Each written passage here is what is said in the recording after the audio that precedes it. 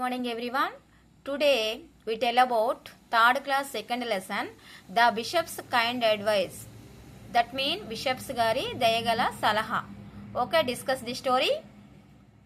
Severe punishments do not always work out to improve one's behavior. Severe punishments means కఠినమైన చర్యలు ఎల్లప్పుడూ కూడా ఒక మనిషి ప్రవర్తననే మార్చలేవు. Sometimes it's results cause more deviation in a person. ఒక్కొక్కసారి అది ఎక్కువ మార్పులకు కూడా గురి చేస్తుంది. So instead of taking harsh measures our attitude towards that person should be sympathy and friendly.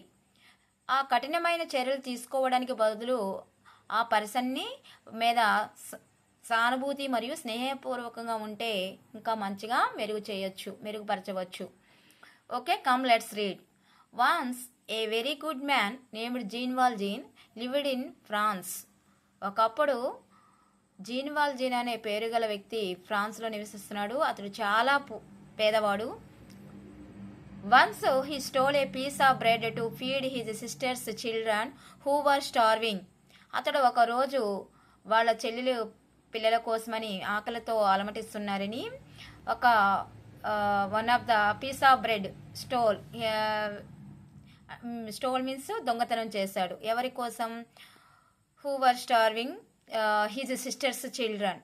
వాళ్ళ చెల్లి పిల్లల కోసము, అక్క పిల్లల కోసము బాగా ఆకలితో ఉండడం వల్ల ఒక బ్రెడ్ ముక్కని దొంగతనం చేశాడు. He was catch and sent to prison for 4 years. అలా దొంగతనం చేయడం వల్ల అతన్ని 4 సంవత్సరాలు జైల్లో పెట్టారు పట్టుకొని. క్యాచ్ అంటే పట్టుకోవటం, సెంట్ అంటే జైలుకి పంపించారు. Prison means jail. The prisoners were tied to their seats with strong chains.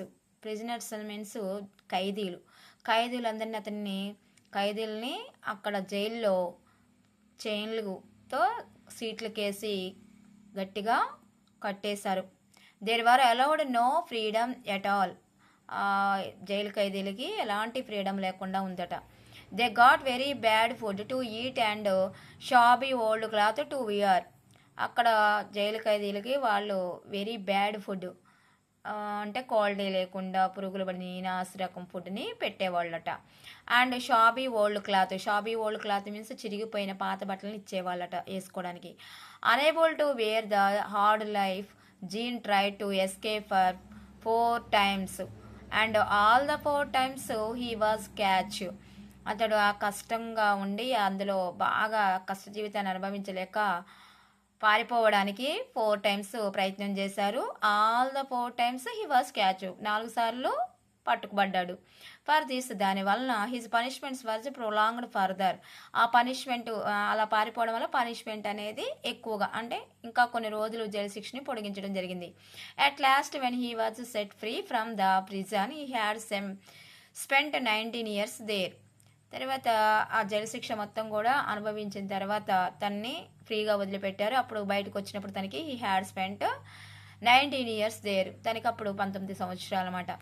Gene Valjean had been a kind and good man but the hard life in the prison and the cruel punishment changed him completely.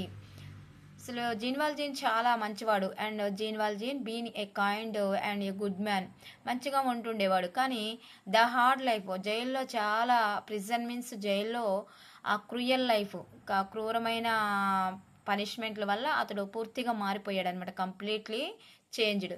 He was no more better than beast. ఇప్పుడు జైలు నుండి బయటకు వచ్చాక కూడా అతడు మృగం కంటే ఏమీ తక్కువ కాదనమాట. క్రూర మృగం ఎలా అయితే ప్రవర్తించిద్దో అలా ప్రవర్తిస్తూ ఉన్నాడు. Okay, are you understand this lesson? Next part 2. Thank you.